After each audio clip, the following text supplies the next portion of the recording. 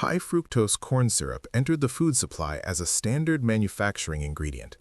It was incorporated into thousands of everyday products without public discussion.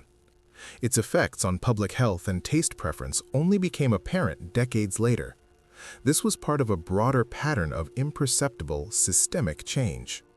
By the mid-1970s, it was in bread, ketchup, crackers marketed to children, and yogurt labeled as healthy.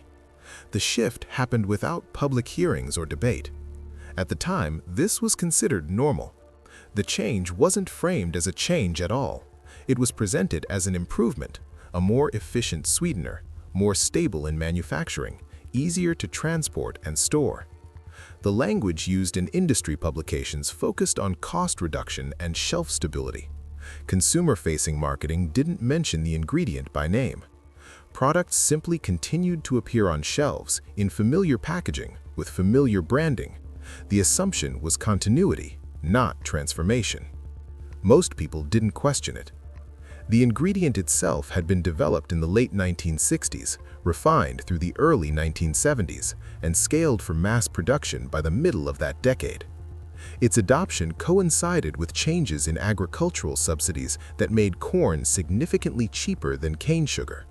The economic incentive was clear. What followed was a quiet, comprehensive substitution across thousands of product lines. Manufacturers reformulated recipes without changing labels in ways that would draw attention. The transition was designed to be invisible. It blended into everyday life.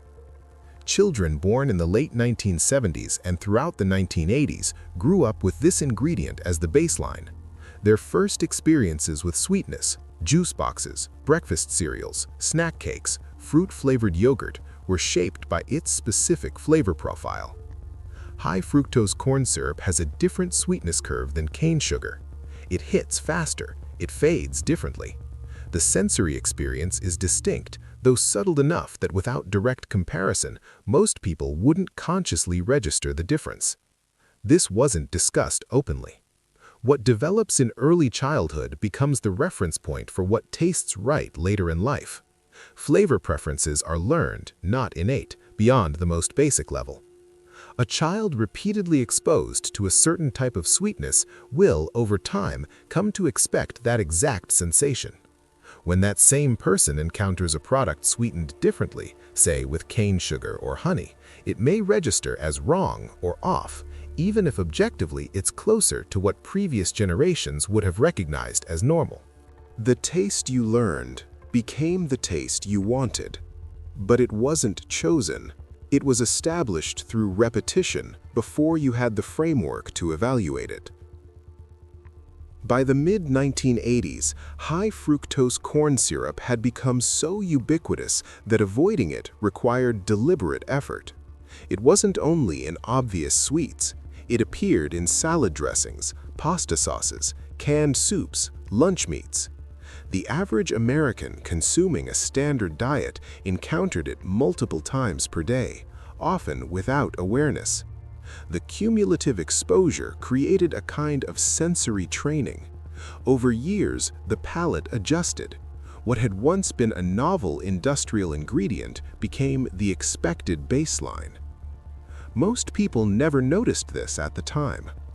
There was no single moment of alarm, no dramatic reveal. The ingredient had been approved by regulatory agencies. It was classified as generally recognized as safe. Media coverage, when it existed at all, treated it as a minor technical substitution of interest primarily to food scientists and manufacturers. Public health messaging in that era focused on other concerns: fat content, cholesterol, sodium. Sugar, in any form, was discussed mainly in the context of dental health and occasionally hyperactivity in children. The broader metabolic implications weren't yet part of mainstream conversation. It seemed too small to matter back then.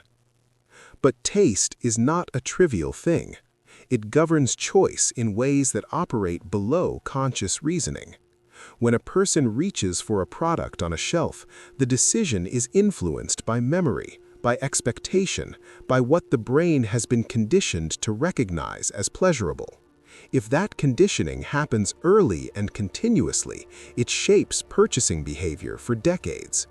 A generation raised on a particular flavor profile will, as adults, tend to select products that match that profile, even when presented with alternatives. This created a kind of sensory lock-in. Manufacturers understood this. Internal documents from food companies in the 1980s and 1990s show explicit awareness of the role flavor consistency played in brand loyalty. If a product's taste changed, even slightly, sales could drop. Consumers might not articulate why they stopped buying it. They would simply say it didn't taste the same or wasn't as good anymore. The solution, from the industry's perspective, was to avoid changing anything, maintain the exact formulation, preserve the sensory profile that had become familiar. The real impact appeared years later. By the late 1990s and early 2000s, researchers began publishing studies that suggested different sweeteners might be metabolized differently by the human body. High-fructose corn syrup, despite being chemically similar to table sugar, appeared in some studies to bypass certain regulatory mechanisms that signal fullness. The research was preliminary, often contested, and the scientific consensus remained uncertain for years. But a pattern was emerging. Populations with high consumption of processed foods containing this ingredient showed rising rates of metabolic conditions that had been relatively rare a generation earlier. Correlation is not causation, and the studies were careful to note that. But the timing was difficult to ignore. By the time the consequences were visible, habits were already set. A person in their 30s or 40s in the year 2000 had spent most of their life consuming this ingredient multiple times a day. Their taste preferences had been shaped by it. Their sense of what food should taste like had been calibrated to it. Changing behavior at that point required not just information, but active effort to retrain the palate, to learn to tolerate and eventually prefer flavors that might initially seem bland or unfamiliar. This was structural, not personal. The substitution of high-fructose corn syrup for cane sugar wasn't the result of individual choice. It was a consequence of agricultural policy, trade tariffs on imported sugar, and cost optimization in industrial food production. Consumers didn't demand it. They didn't vote for it. It was implemented at a systems level. And by the time most people were aware it had happened, it was already the dominant standard. The blame, if there is any, lies with the architecture of decision-making, not with the people navigating the environment that architecture created. Children eating cereal in the 1980s weren't making informed decisions about ingredient sourcing. Parents shopping in supermarkets weren't presented with transparent labeling that clearly distinguished between sweeteners. The information asymmetry was profound. What the industry knew about flavor conditioning and metabolic response was not shared in any accessible public forum. The average person had no framework to evaluate what was happening because the change had been designed to be imperceptible. This is how systemic shifts function. They don't announce themselves. They embed quietly into routine, into infrastructure, into the supply chain. By the time they're visible enough to question, they've already reshaped behavior on a population-wide scale. The normalization of high-fructose corn syrup is a case study in how industrial efficiency can redefine something as fundamental as taste. What people think they naturally prefer is often the result of what they've been repeatedly exposed to. The preference feels personal, innate, but the exposure was engineered. And it wasn't only taste that changed. The concentration of sweetness in processed foods increased steadily over the same period. Products that had once contained moderate amounts of sugar, enough to make them palatable, not enough to dominate the flavor, were reformulated to be sweeter. Breakfast cereals that had been lightly sweetened became heavily sweetened. Bread that had contained minimal sugar began to taste noticeably sweet. The baseline shifted upward. This had a feedback effect. As the average level of sweetness in the food supply increased, the threshold for what registered as sweet enough also increased. A person accustomed to highly sweetened products would find traditionally prepared foods under-seasoned, bland, or even unpleasant. The palate had been recalibrated. What previous generations considered normal now seemed inadequate. This recalibration didn't happen through active choice. It happened through passive exposure, repeated daily across years. By the 2000s, some consumers began seeking out products without high-fructose corn syrup. Specialty brands emerged, marketing themselves as returning to older formulations. Made with real sugar became a selling point. For some people, switching to these products was jarring. The taste was different. Not better or worse in any objective sense, but unfamiliar. It took time to adjust. Some never did. The lock-in was real. Even when presented with information about the ingredient, its ubiquity, its metabolic effects, the reasons behind its adoption, many people found it difficult to change their purchasing behavior. The products they had grown up with, that had become associated with comfort and familiarity, were the ones they continued to buy. Breaking that pattern required conscious, sustained effort. For many, it felt like giving something up, even if what they were giving up was something they'd never actively chosen in the first place.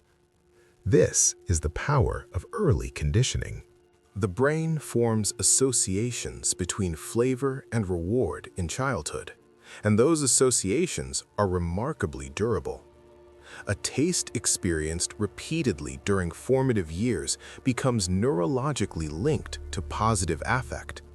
Later in life, encountering that taste triggers a sense of satisfaction that operates below the level of conscious thought. It feels like preference. It feels like choice.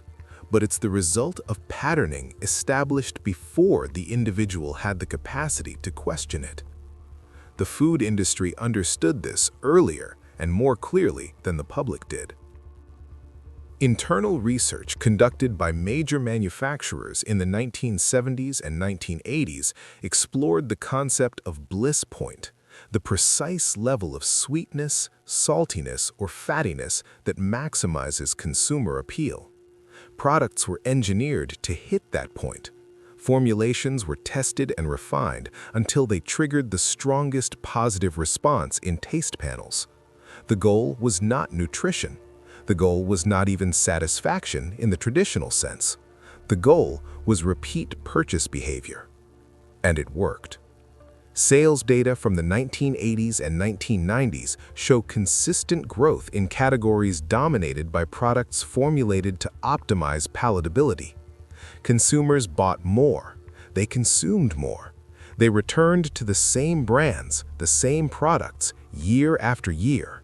From a business perspective, this was success. From a public health perspective, the picture was more complicated. But public health wasn't the priority. Market share was. The regulatory framework in place during this period was not designed to evaluate the long-term population-level effects of ingredient substitutions. Approval processes focused on acute toxicity, whether a substance would cause immediate harm. They did not assess what might happen if a large population consumed that substance daily for decades. They did not consider the cumulative effects of multiple small changes across the entire food supply. The system was reactive, not precautionary. By the time concerns were raised, the ingredient had been in widespread use for 20 years. Changing course at that point would have required massive reformulation efforts across the entire industry. It would have meant retraining consumer palates on a national scale. It would have disrupted supply chains, altered trade relationships, and impacted agricultural policy. The inertia was enormous, so the ingredient remained. It remains still, though consumption has declined slightly as awareness has grown. But the generation raised on it carries that sensory imprint. Even people who consciously avoid high-fructose corn syrup now, who read labels carefully and seek out alternatives, often find that their baseline expectation for sweetness is higher than it would have been had they grown up in an earlier era. The recalibration happened. It cannot be easily undone. This is what systemic change looks like at the individual level. A taste learned in childhood, a preference that feels personal but was shaped by forces entirely outside individual control, a sense of normalcy that was constructed, not inherited. And this wasn't the only change. Similar decisions, made for similar reasons, reshaped other aspects of the food supply during the same period. The pattern didn't stop there.